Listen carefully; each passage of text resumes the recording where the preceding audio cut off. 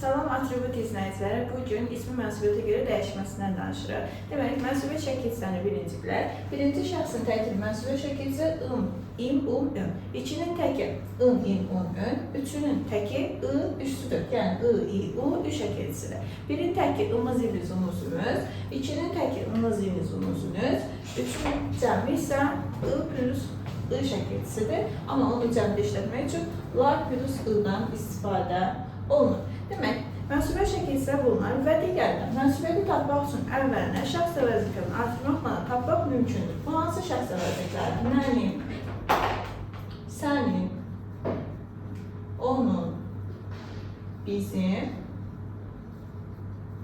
sizin, onların əvəzliklərini artırmaqla tapmaq olar. Baxaq, qızımız. Bizim qızımız deyə bilirik. Demək ki, burada ımız şəkilçisi mənsubiyyət şəkilçisidir. Və yaxud da çantan. Sənin çantan deyə bilirik.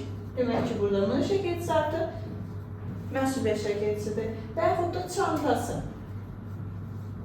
Çantası, onun çantası deyə bilirik. Demək ki, burada ı şəkilçisi artıq mənsubiyyət şəkilçisidir. Mənsubiyyət şəkilçisinin əvvəlinə dediyim qaydada mənim, sənin, onun, bizim, sizin, onların şəxs əvəzliklərini artırmaqla tapılır. Və bu şəxs əvəzlikləri yerlik haldadır. Ona görə biz bilirik ki, yerlik halda olan söz yanında mənsubiyyət şəkilçisi olan söz istər. Yəni bu qaydanın əsasında əvvəlində yerlik halda olan sözlərdir və əvəzliklərdir və sonrasında isə mənsubiyyət şəkilçisi gəlir. Və burada ın, il şəkilçiləri var.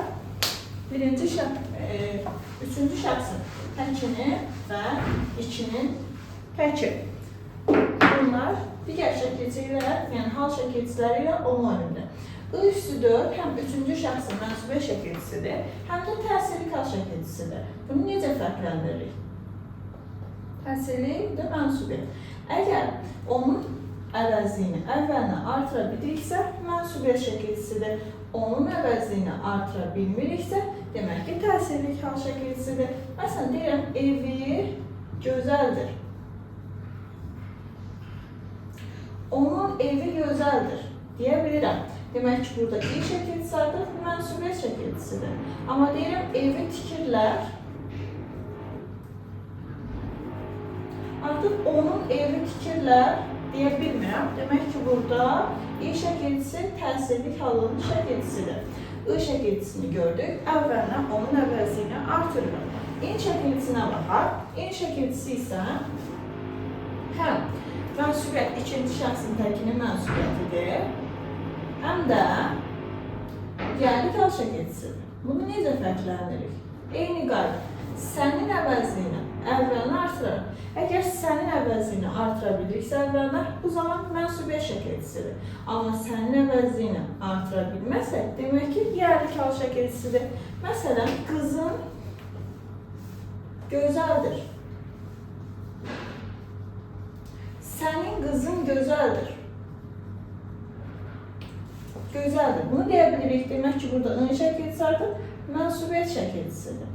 Amma deyirəm, qızın gözləri gözəldir.